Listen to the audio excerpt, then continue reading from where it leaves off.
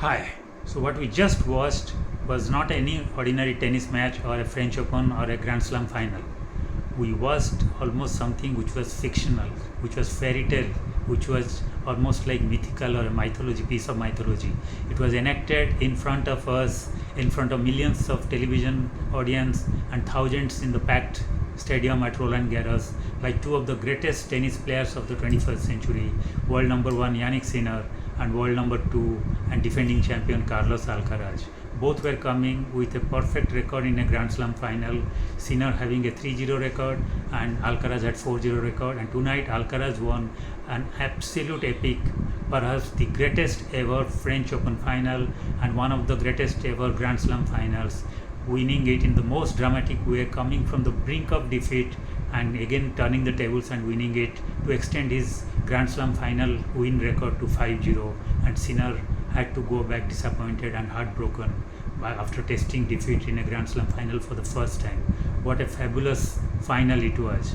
And if we see tonight's final and realize how Alcaraz played, we must realize that it is not the first time he has been playing. He has Sinner's number and he has been having a stranglehold over Sinner. He again the 1-1 contest. People were saying Sinner was clear favorite coming into the final, but I always maintain it doesn't matter how two people are faring against the rest of the world in tennis. It always matters when they are playing against each other in the final because their win-loss record, their strengths and weaknesses, their personal dynamics will matter. How they have playing against each other, their mental aspect, their physical aspect, and their tennis. And unfortunately or fortunately, Alcaraz had Sinner in a bundle, in a knot, because he has been having that psychological advantage over him, and Sinner has a little bit of pressure while playing against Alcaraz based on the last 5 defeats he has been having, and tonight was the extension of that. So Alcaraz won it in the most dramatic way, but if you want to know how dramatic it was, you have to go and dig a little deep into the match rather than just looking at the scoreline, because it was just not that he came back from 2 sets to lockdown. At one stage in the 4th set, at 3-5 down, he was love 40 down while serving and had 3 championship points against him, and Sinner had almost one hand of him with the cup. But then Sinner blew it. Alcaraz managed to come back to make it 4-5, and again Sinner had a chance to hold serve at 5-4 to win the championship, and then he collapsed. His game suffered and he just froze, and Alcaraz pounced on him to take it to the 5th set. And in the 5th set, the opposite happened. Alcaraz had an early break and he had almost the trophy and the French Open in his hand when he was serving at 5-4. But then Sinner gave his last bit of his fight back, and his mental toughness came into picture to break back Alcaraz to make it 5-5 and to take it to a tie break.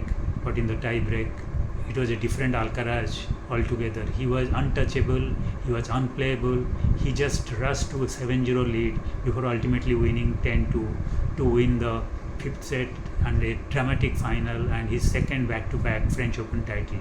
Sinner will go back disappointed, but many records were created, and both should know that this will go down in the history of French Open as the greatest final. It surpasses the 1984 final between Lendl and McEnroe, where Lendl came from 2 sets to love down and a breakdown in the 4th set to win it in 5 epic sets and win his first major and first French Open title after 4 failed attempts at Grand Slams. And it also changed the world order between him and McEnroe as who was the next dominant player in the tennis scene. And tonight's final surpassed not only that final, it also surpassed 1995 final, epic final between Andre Agassi and Medvedev.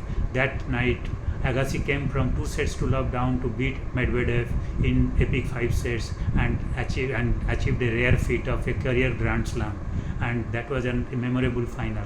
But tonight's final at 5 hours 29 minutes surpassed the epic final between 17-year-old Wilander and Guillermo Vilas in the 1982 final, where 17-year-old Wilander won in 4 sets, but that turned out to be the longest ever French Open final.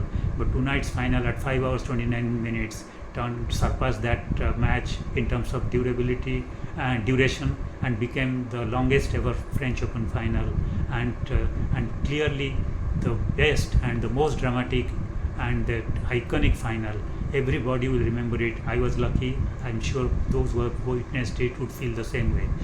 Commiserations to Sinner and congratulations to Alcaraz. What a great winner he is, and what a great final both played. Thank you.